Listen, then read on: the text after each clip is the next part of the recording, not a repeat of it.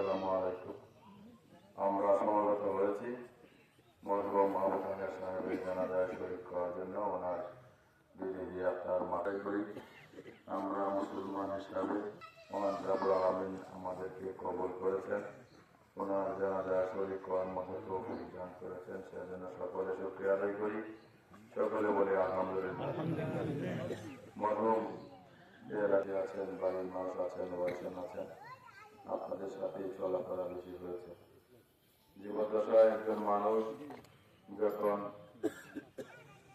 বাল্যকাল শেষ করে বাড়ির দায়িত্ব নেয়, প্রতিবেশী, পারিবারিক, সামাজিক, কেউ রাজনৈতিক, কেউ কৃষিকাজ, বিভিন্ন কর্মে ব্যস্ত হয়। এই কর্মগুলো করতে গিয়ে মনের অজান্তি অনেক সময় বলতে একজন মানুষের হয়ে যায়, সুযোগ হয় না। উনি আর আপনাদের সামনে কথা বলার সুযোগ নেই।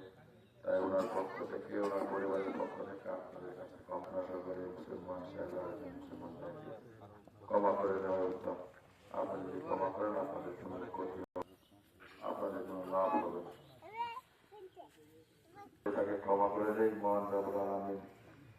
আমরা যদি ক্ষমা করি, উনিও তার সমাধান অজানা বুদ্ধিকে ক্ষমা করে রেখে জান্নাতে সর্বোচ্চ মাকাম দান করবেন, এই আশাবাদ ব্যক্ত করছি। আর বিশেষ করে উনি একজন পরিষ্কার মানুষ ছিলেন, সেই হিসাবেও আল্লাহ তাকে কবুল করবেন। আমি আর বক্তব্য না বাড়িয়ে বাংলাদেশ জাতীয়তাবাদী দলের পক্ষ থেকে ওনার বিধি আপনার মাফ করার কামনা করছি। সৌখ্যমত পরিবারের প্রতি সমর্থন জ্ঞাপন করছি। বিশেষ করে আমাদের ঈশ্বরগঞ্জ উপজেলা বিএনপির আহ্বায়ক, বিএনপি থেকে দানের শীষ মনোনীত প্রার্থী লুৎফুল্লাহের মালিক কথা পাঠিয়েছেন। ওনার জন্য আপনাদের মাধ্যমে দোয়া চেয়েছে, পরিবারের প্রতি সমর্থন জ্ঞাপন করছেন।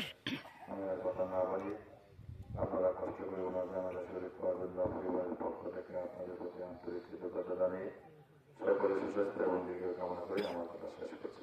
আসসালামু আলাইকুম ওয়া রাহমাতুল্লাহি ওয়া বারাকাতুহু।